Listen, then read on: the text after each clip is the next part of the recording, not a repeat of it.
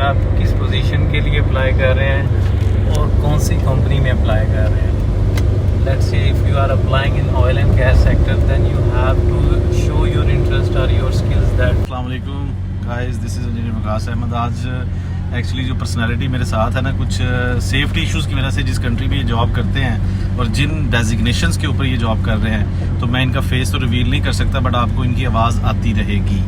तो आज के इस वीडियो के अंदर पहले तो अस्सलाम वालेकुम नईम भाई, क्या हाल चाल है? वालेकुम अस्सलाम वकास साहब। अच्छा, तो ऑयल एंड गैस सेक्टर के अंदर जॉब करने के लिए बड़े लोग पूछते रहते हैं जी हमने तो चख लिया मज़ा, आप अभी चख रहे हैं, आप माशाल्लाह से एक बड़ी अच्छी पोजीशन पे हैं। तो क्या पाकिस्तानी इंडियन ग्रेजुएट्स को क्या आप देंगे एक क्या उसे कहते हैं एडवाइस के ये वहाँ पे नौकरी तलाश कर सके? जी, ऑयल एंड गैस के लिए ऐसे है कि मेन चीज़ है आपकी मोटिवेशन। इसमें एजुकेशन मैटर्स और एजुकेशन बेनिफिट्स भी देती है आपको, क्योंकि आप जल्दी से चीज़ें जो है सीख जाते हैं और बाद में आपको जो है ना अपने फ्यूचर डेवलपमेंट के लिए, कैरियर डेवलपमेंट के लिए बहुत हेल्पफुल है। जॉब लर्निंग के लिए ऐसे ही है, जॉब सीकिंग के लिए ये है कि मेनली उसमें रेफरेंसेस चलते हैं ऑयल एंड गैस सेक्टर्स में। कुछ कंपनीज हैं जो ऑनलाइन प्रोसेस फॉलो करती हैं, जैसे श्लम्बर्जर है या Halliburton. Even then the reference is very important to get a job over there. So the best way to get in oil and gas, you have to find someone who is already working in the sector oil and gas. अच्छा, इसमें एक और चीज़ बड़ी important मैं आपसे पूछना चाहूँगा यार, पाकिस्तान के अंदर ना एक तो थोक के हिसाब से इंजीनियर बन रहे हैं, और फिर जो डिप्लोमा होल्डर इंजीनियर्स हैं वो बेचारे बड़े डेस्परेट होते हैं, उनको तो जॉब उक्का ही नहीं मिलती। तो बताएं, ऑयल एंड गैस सेक्टर के अंदर इनकी जगह है diploma holder, mechanical, petroleum, electrical engineers की? हाँ जी, easily they can find a job. Main job मिलना तो इतना मुश्किल काम नहीं रहेगा। उसका एक प्रोसेस बता दें, सबसे इम्पोर्टेंट चीज़ जिसमें लोग इंटरेस्टेड हैं। उसका प्रोसेस यही है, मैंने बताया जैसे कि इसमें रेफरेंस जो है ना अब अपना जो है ना वो देखें कैसे ढूंढें। अब आप भी तो रेफरेंस हैं, अब आप देखो एक पोटेंशियल रेफरेंस के तक पहुंचना कैसे है। अगर लेट्स से 90% लोग हैं जिनके पास रेफरेंस नहीं है, ऐसे ही है कि नहीं? बिल्कुल सही। तो उनको क्या करना है? लाइक मैंने जब जॉब ढूंढी थी तो मेरे पास रेफरेंस नहीं था, आपने ढूंढी थी आपके पास भी रेफरेंस नहीं था, ये मैं जानता हूँ। तो हमने क्या किया था वो थोड़ा सा एलैबोरेट करते हैं। हाँ जी, हम लोगों ने ये किया था कि सीवीज प्रिंट आउट करके पर्सनली कंपनीज में जाके हैंड ओवर की थी सीवीज। उसमें फिर आपकी लक है, if you are lucky you can and any operation manager or general manager get in contact with you। लेकिन इसमें आप एक चीज भूल रहे हैं जो मैं आपके कि हमने विजिट वीजा वेल किया था। हाँ बिल्कुल सही। विजिट वीजा के ऊपर बड़े लोग कहते हैं अच्छा विजिट वीजा, मेरा आज का ये जो हमारी सिटिंग है जो 2-4 मिनट की होनी है, तो मैं ये चाहता हूँ कि आप तो माशाल्लाह से तो विजिट वीजा पे आप भी गए थे और आपके बाद फिर 1 साल बाद हम लकीली वहाँ पे बाई चांस मिले थे, एक ही कंपनी में हमारी जॉब हुई थी। तो विजिट वीजा पे एक बंदा चला जाता है, वहाँ पे जाके क्या करें? अच्छा, विजिट वीज़ा पे जाने के बाद आप जो है ना सबसे पहले तो आप अपनी सीवीज जो है ना वो प्रिपेयर करें। अच्छा, इसमें सबसे पहले जो है आपने सीवी जो है अपनी रिज्यूम वो प्रिपेयर करनी है। And while preparing you should keep in your mind कि आप किस पोजीशन के लिए अप्लाई कर रहे हैं और कौन सी कंपनी में अप्लाई कर रहे हैं। Let's say if you are applying in oil and gas sector, then you have to show your interest or your skills that you can join oil and gas field. If you are trying to apply in chemical industry or design company or mechanical manufacturing or fabrication, then you have to prepare your CV accordingly. Sorry for interruption. ये देखें guys, मैं आपको ये point बार बार कहता हूँ। अभी मेरे साथ जो next the guy sitting next to me is also stressing on this point कि भाईजान आप सीवी वो नहीं कि वो 10 साल पहले बनाई थी, वो ये भी यही पर पॉइंट बता रहे हैं। जहाँ पे अप्लाई करना है आंखें खोल के अप्लाई करना है, आपकी जॉब डिस्क्रिप्शन, आपका प्रोफाइल, आपकी ईच एंड एवरीथिंग, और सीवी अपडेटेड होनी चाहिए। पहली चीज़। आप आगे कंटिन्यू करें जी। Once you are sure that your CV and resume is aligned with the company profile, or you can say job profile or description, then you have complete your first step. and it is very important to have a proper CV for any job. Once you apply that, once you prepare your CV and you make sure you have applied, you have hand over your CV to the focal point in the company. अच्छा, यहाँ पे एक question है भाईजान, आपने focal point का कहा, हमारे बहुत सारे लोगों को हमने सीवी प्रिपेयर करवा दी है। बहुत सारे लोग आजकल मार्केट में बैठे हुए हैं, इवन के मैंने भी काफ़ी लोगों को कंसल्टेंसी दी है कि किस तरह से आप सीवी के बाद फोकल पॉइंट तक पहुंचने का जो रोला है ना, वो बहुत बड़ा है। अब उस तक पहुंचने के लिए जो मेरा भाई जाता है ना यहाँ पे विजिट वीज़ा लेके दुबई में, वो सोया रहता है कमरे में, उसको फोकल पॉइंट तक ही अब आपने पहुंचाना है, तो उसके डिफरेंट आप एस्पेक्ट्स बता दें कैसे वो पहुंच सकता है। या ऑनलाइन तो पाकिस्तान से भी हो सकता है सब कुछ, इधर से बैठ के भी, तो वहाँ पे जाके क्या डिफरेंट करना है? वहाँ पे कंसल्टेंसी कंपनीज हैं, जो जॉब रिक्रूटर्स हैं, आप उनको एक्सेस कर सकते हैं, उनको अपनी सीवी फॉरवर्ड कर सकते हैं। They are the main key person who can forward your CV to the right person. This is first point. अच्छा, ये जो चीज़ है जी बाबा जी, नंग जो अच्छा, ये जो पॉइंट है ये आपका, मैं अभी तक इसमें ना थोड़ा सा उलझा हुआ हूँ, क्योंकि हमने तो ऐसे ही जाके अप्लाई किया और हमें जॉब मिल गई। ये जो थर्ड पार्टी कंसल्टेंसी, क्या ये फेक है या रियल है या क्या है? नहीं, बहुत से जॉब रिक्रूटर्स जो हैं वो सर्टिफाइड जॉब रिक्रूटर्स हैं ना। फॉर एग्जांपल कोई नाम बता दें सुनने वालों। एक नादिया थी, nadia.com थी। There is one more recruiters, SPE, not SPE, I forget the name is skipped out from my mind.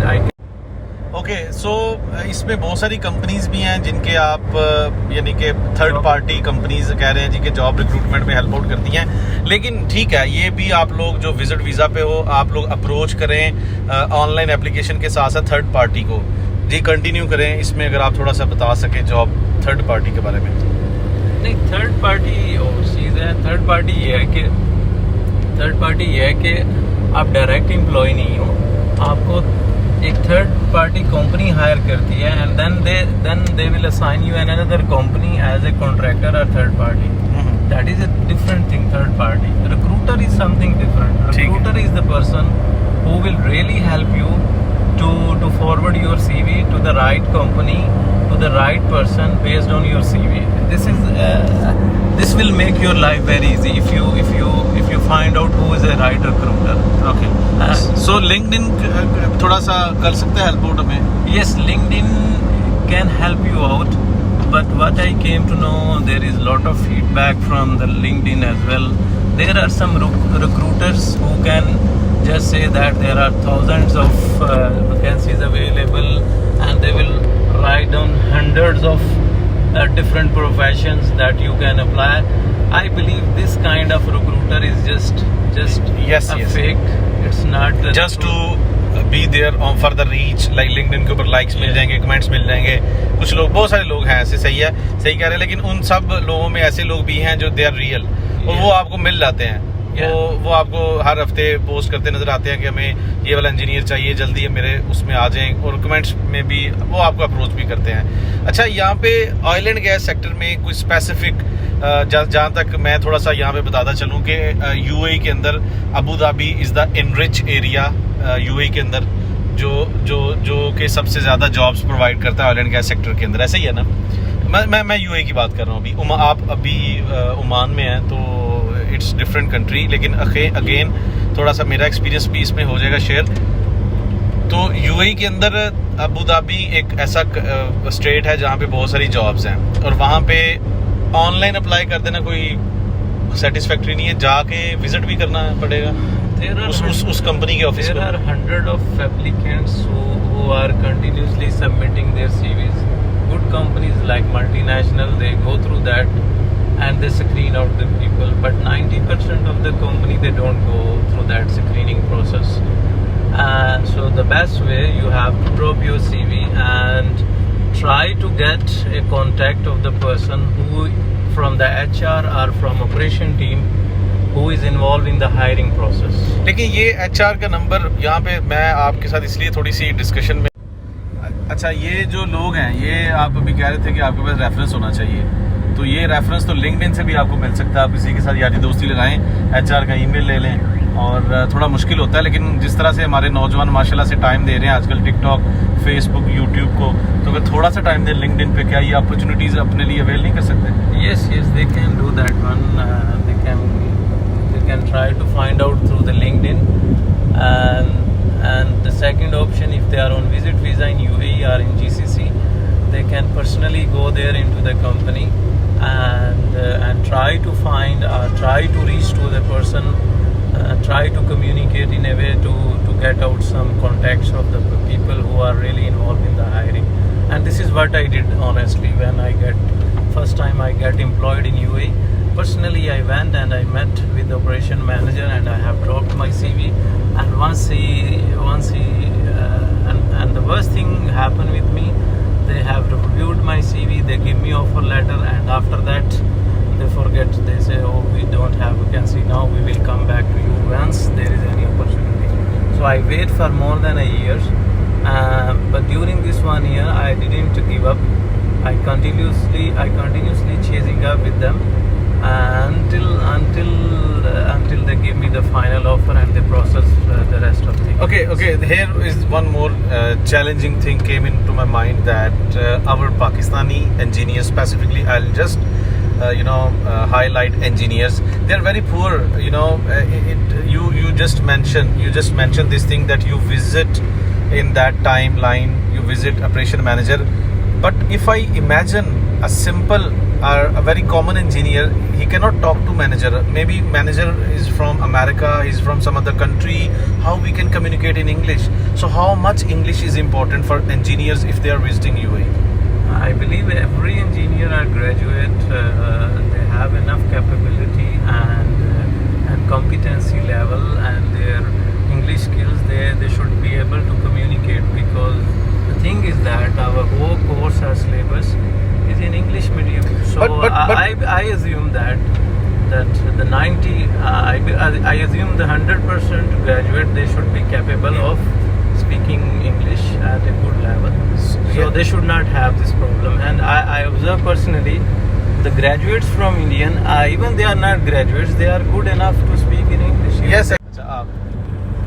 Okay जी, एंड पे मैं थोड़ा सा समराइज करता चलूँ. जो हमारे गेस्ट थे, he was on short like tour back into Pakistan. अब वो फ्लाई करेंगे, एक 24 घंटे बाद आप फ्लाई कर जाएंगे सर? जी. अच्छा, अभी ठीक है जी, ये 24 घंटे बाद फ्लाई कर जाएंगे. तो खैर, एक शॉर्ट नोट पे इंशाल्लाह नेक्स्ट टाइम भी इनके साथ मुलाकात होगी. लेकिन before quitting today's this video, I would summarise कि भाईजान, बात कुछ इस तरीके से है कि नौकरियां जो है ना, शादियां तभी होती हैं जब अच्छी नौकरी हो, और अच्छी नौकरी तभी होती है जब आपके पास कुछ इन्फॉर्मेशन हो. क्योंकि आज के दौर में नहीं भाई, हम पहले इंडस्ट्रियल रेवोल्यूशन था. मेरा ख्याल है कि अब आईटी, नॉट ख्याल, it's authentic thing, IT revolution का दौर है, इन्फॉर्मेशन का दौर है. ऐसे ही है ना, इन्फॉर्मेशन को कन्वर्ट करना है आपने पैसों में. तो इन्फॉर्मेशन होना बहुत ज़रूरी है. पहले नंबर पे पहली इंपॉर्टेंट चीज़ है कि कौन सी कंपनीज जो है ना आपको यानी कि अपॉर्चुनिटीज़ दे रही हैं. पहले ये पता होना चाहिए कब उनकी ओपनिंग्स हैं, रिक्रूटमेंट प्रोसीजर्स. और सेकेंडली, आपके पास अपने स्किल्स होने चाहिए. अब मेरे पास ना लास्ट टाइम पे मेरी कंपनी कुछ लोगों को हायर कर रही थी. तो मसला ये था कि बहुत सारी सीवीज़ आ गई. तो बहुत सारे लोग उन सीवीज़ के अंदर ऐसे थे जो कह रहे थे, यार रख लो, अल्लाह भला करेगा. यकीन करें, your attitude shouldn't be like this. You should always present your skills. आप बताएं, इनको फील्ड में है, फील्ड के इंडस्ट्री सेल्फिश है कि नहीं? Yeah, of course, they don't want to hire people who are saying, please help me, or I need. Of course, everyone needs a job, but don't show your weakness. People actually company या manager, या आप भी एक company में एक higher position पे, तो आप मैनेजर, आप बंदों को हायर नहीं करते, आप स्किल्स को हायर करते हो अपने प्रॉब्लम्स को सॉल्व करवाने के लिए. Yeah, of course, if I am looking to hire someone, so I will make sure that once I hired him, he will be able to fulfill that vacancy, and he can do that responsibilities as per the company requirement. If he is not able or he is not capable to do that one, then there is no point for hiring me, because at the end I have to answer to my management that I have hired one employee and he is not